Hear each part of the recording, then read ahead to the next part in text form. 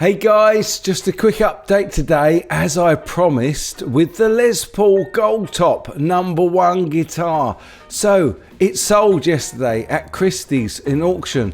Let's have a look. Guitar.com has got the story. It says Les Paul's heavily modded #1 guitar sells for $930,000 US.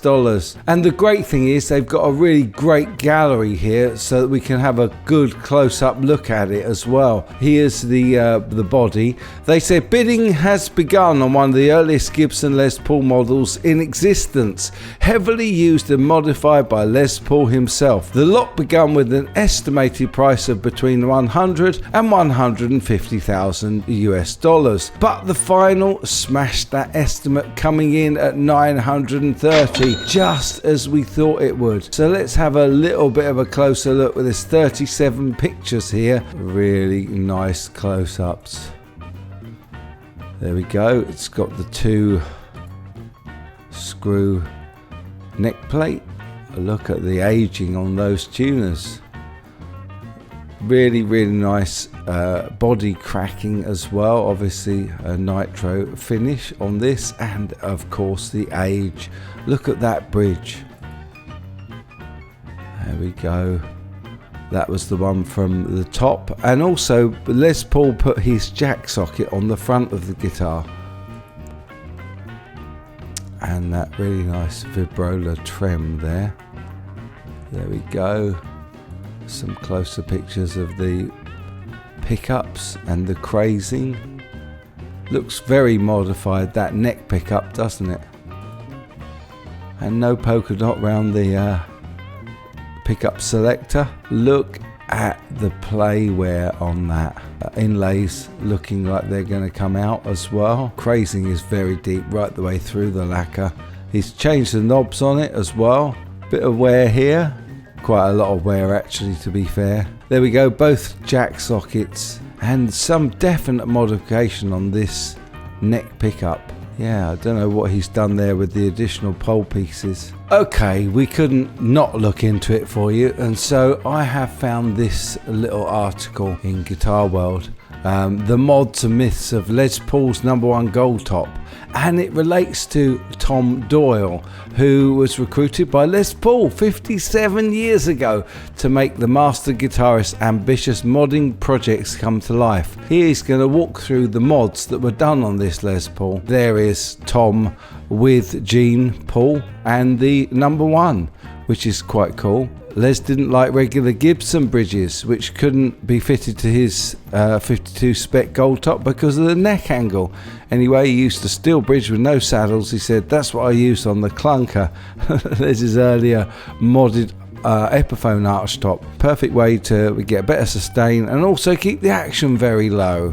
It also presented a good angle for the tailpiece, which was a vibrola made by Kaufman. There's a list of modifications that were done. There we go, there's a little close look at it. So the neck pickup was modded by Les, Tom says. They may be diamond magnets, but they were not diamond pickup windings. Les wound everything to be lower impedance, so he did rewind that neck pickup, and it looks like he's put an additional 6 magnets in it as well. Pickguard was oversized, and there's a reason for that. We'll see in a moment. We know about the vibrola. Control knobs, the exact knobs fitted to the 3 control layout. Originally just 2 control volume and tone. Would chop and change. The smallest knob selects between top or side output jacks. I didn't know that. Like other early Les Pauls from 52, the reverse of the headstock does not feature a serial number. Likewise, tuners appear to be single ring Keystone Cluson with no branding on the gear covers either. Tom Doyle says he refretted #1 3 times with progressively larger frets. Interestingly, he adds that Les liked an unpolished surface to the fret crowns. We did say that it looked like it had little wear considering the age. Number 11, the truss rod cover is actually fitted slightly off center as you can see there. As with the other early Les Pauls, the dot of the I in the Gibson also is in contact with the G, not floating free as it does later on. Fingerboard. Evidence of Les's love for number 1 can be found on a highly worn fretboard, which almost looks scalloped. The neck is bound, unlike early production models. Apparently this was a one-off custom feature,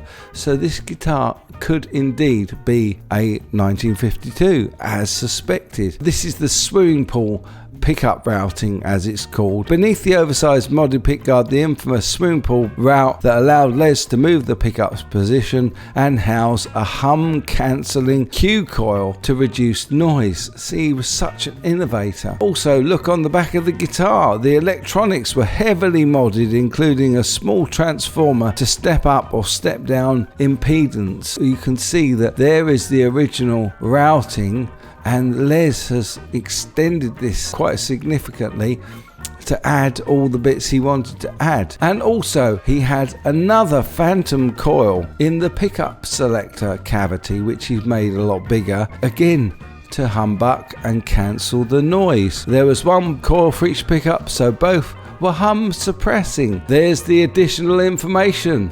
You can see where fingers have been round that pot a few times. Look at the crazing and cracking on that. Oh, bit of a hole there next to that bridge. And look at the way this bridge has been cut. Okay, I bet that takes some intonating. Oh, bit of a nick out of it there. It looks like Les Paul's been hacking about with that himself. And that. Oh, there we go. Heel joint and the crazing again. $930,000 US. We did say it would go for a lot, but there we are. There's the update. I'll see you all real soon, guys. In the meantime, you take good care.